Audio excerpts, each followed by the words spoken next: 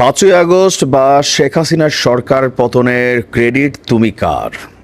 কারণ এই ক্রেডিটকে আমরা ছিনতাই হতে দেখছি, এটা নিয়ে একচ্ছত্র আধিপত্য বিস্তার করতে দেখছি, এটা নিয়ে আমরা রাজনীতির মাঠে তোলপাড়ও দেখছি। এতদিন যাবৎ আমরা জানতাম যে এই বৈষম্য বিরোধী ছাত্র আন্দোলন তারাই ছিল এই সরকার পতনের যেই ঘটনা সেটার মূল নায়ক, কিন্তু আজকে সে নায়কদেরকে সাইড নায়ক বানিয়ে সরকার পতনের যে ইস্যুটার পেছনের আসল প্রেক্ষাপট কি সেটা নিয়ে এক চাঞ্চল্যকর বিধ্বংসী বক্তব্য দিয়েছেন বিএনপির যুগ্ম মহাসচিব খায়রুল কবির খোকন ভাই। আমরা আশা করি আগামী 2-3 ঘন্টায় খায়রুল কবির খোকন ভাইকে বৈষম্য বিরোধী সমন্বয়করা তারা মোটামুটি ফ্রাই করবে। তো কেন ফ্রাই করবে? আমরাও কিন্তু এটাই জানি। প্রথম দিকে যখন এই বৈষম্য বিরোধী আন্দোলন শুরু হয়েছিল, অ্যাজ ইউজুয়াল এখন যেমন সারা বাংলাদেশে বিভিন্ন আন্দোলন চলতেছে না, আমরা কোনো কনসার্ন করি না, কারণ কি এগুলা বাংলাদেশের চলমান ঘটনা। তো বৈষম্য বিরোধী আন্দোলনের প্রথম প্ল্যাটফর্মটা ছিল কোটা আন্দোলন, খেয়াল আছে তো? তো এরপরে এটা ধাপে ধাপে পলিটিক্যাল ম্যাটিকুলাস প্ল্যান এখানে কানেক্ট ছিল 100%। বিএনপি জামাত ব্যাকগ্রাউন্ডে শক্ত ভূমিকা রেখেছিল, যার কারণে ছাত্ররা তারা কিন্তু এমন না যে প্রথম থেকে নেতৃত্ব দিয়ে আসছিল। একটা এন্ডিং পয়েন্টে যখন ডিবি হারুন তুলে নিয়ে গেল তখন আমরা তাদেরকে ভালোভাবে চিনলাম। তাদের একটা plan A, plan B, team B, team C এরকমও ছিল। এরপরে সরকার পতনের আন্দোলন আসলো, কিন্তু বিএনপি বলছে যে বৈষম্য বিরোধী ছাত্র আন্দোলনকারীরা সরকার পতনের আন্দোলন করেনি। কথা কিন্তু সত্য। প্রথম দিকে ওনার বক্তব্য হচ্ছে তারা কোটা বিরোধী আন্দোলন করেছিল, তারা 3রা আগস্ট এক দফার আন্দোলনে গিয়েছিল, কিন্তু বিএনপি অনেক আগে থেকেই এই সরকার পতনের জন্য এক দফার আন্দোলন তারা চালাচ্ছিল।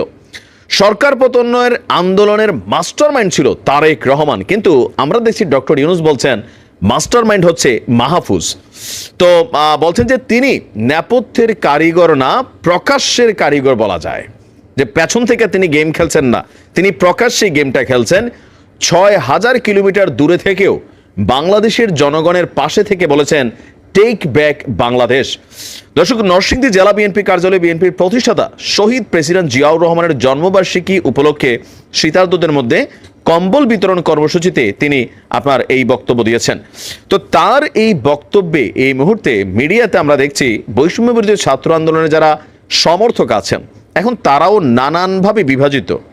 আপনি এখন যদি বলেন যে সেই সরকার পতনের আগের দৃশ্যপট আরেকবার এই ছাত্রদের ডাকে, আপনি এখন যদি বলেন যে সরকার পতনের পরপর যে বন্যা হয়েছিল আমাদের কুমিল্লাতে, সারা বাংলাদেশের মানুষ এদের হাতে যেভাবে টাকা পয়সা তুলে দিয়েছিল, আপনি এখন যদি বলেন সার্জিস হাসনাত তারা ডাক দিয়ে বলে যে ভাই আমাদের কাছে টাকা দেন, ওই টাকার 10 ভাগের 1 ভাগও মানুষ এদেরকে দিবে না। কারণ কিছু কিছু জায়গায় এরা কিন্তু প্রশ্নবিদ্ধ হয়ে গেছে, এটা অস্বীকার করার সুযোগ নেই। পাশাপাশি কমিটি গঠন করতে গিয়া লোকাল পর্যায়ে অনেকে এখানে অনুপ্রবেশ করছে, যারা রাজপথে ছিল সরকার পতনের বেলায় তারা বৈষম্যের শিকার হচ্ছে, যার কারণে কমিটিগুলোকে পাল্টা চ্যালেঞ্জ করা হচ্ছে। বৈষম্য বিরোধী জাতীয় নাগরিক কমিটি মারামারিতে লিপ্ত হচ্ছে, তাদের কেন্দ্রীয় কার্যালয়ে মারামারি ঘটছে। তো তাদের মধ্যে এই যে বিভাজনটা, এটা কিন্তু শক্তিটা হারাই ফেলছে। আপনি দেখেন সরকার পতনের পর থেকে এদের ডাকে আসলে কি বড় কোনো পরিবর্তন দেশে ঘটে নাই? রাষ্ট্রপতি না, এখানে বিএনপি বস হিসাবে কাজ করছে। সংবিধান না, এখানে বিএনপি বস হিসাবে কাজ করছে। প্রোক্লেমেশন অফ জুলাই ঘোষণাপত্র, ওইখানে কি করছে? কোনো কিছু অর্জন হয়েছে ওইভাবে না, এখানে বিএনপি বস হিসাবে কাজ করছে। আওয়ামী লীগকে নিষিদ্ধকরণ, এটাও এই সরকারের দ্বারা সম্ভব হবে না, কারণ বিএনপি চায় না আওয়ামী লীগকে নিষিদ্ধকরণ করা হোক। সো এই যে মাঠের ক্যাপাবিলিটি রাইট নাও, সেখান থেকে বিএনপির প্রশ্নটা যে এই যে আজকে আমাদের ক্যাপাবিলিটিটা তোমরা বুঝা নাও আর তোমাদের ক্যাপাবিলিটিটা তোমরা বুঝা নাও। তোমাদের পিছনে এখনো জামাতের সমর্থন আছে। জামাতের নেতাকর্মীরা যদি বৈষম্য বিরোধীদের প্ল্যাটফর্মটা থেকে সরে যায়, তাহলে আসল বৈষম্য বিরোধী কয়জন ছাত্র মাঠে থাকে, এটাও একটা বিষয় বিএনপি এখন মনে করছে, যার কারণে তারা মনে করছে সরকার পতনের আন্দোলন তোমরা ঘটাও নাই, এটা একটা প্রসেসিং ছিল। বিএনপির জামাতের হাজার হাজার নেতাকর্মী জেল খেটেছে, দীর্ঘদিন যাবত এই সংগ্রামটা চলছে। 2 দিনে এমন হয় না যে সরকার ফালাই দিছো, দাঁত একদম নড়তে শুধু একটা জায়গার মধ্যে আটকে ছিল, হেঁচকা টান তোমরা দিছো, সরকার পড়ে গেছে। বিএনপি আসলে এটাই বুঝতে চায়। কিসের মাহফুজ টাহফুজ?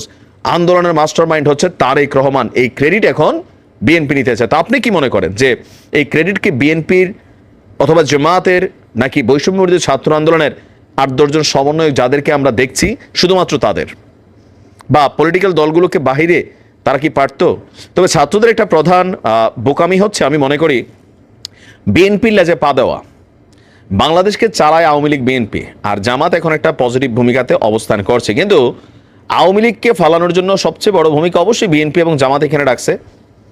এখন আপনি যদি বিএনপির আবার পা দিয়ে বসেন, বিএনপিকে নিয়ে, তারেক রহমানকে নিয়ে বিভিন্ন ধরনের মন্তব্য বিভিন্ন সময় তারা করছে, বেগম খালেদা জিয়ার মুক্তি নিয়ে তারা করছে, তো এগুলোতে স্বাভাবিকভাবে বিএনপির নেতাকর্মীরা এই বৈষম্য বিরোধীদেরকে নিয়ে কিন্তু নানান পাল্টাপাল্টি বক্তব্য দিচ্ছেন।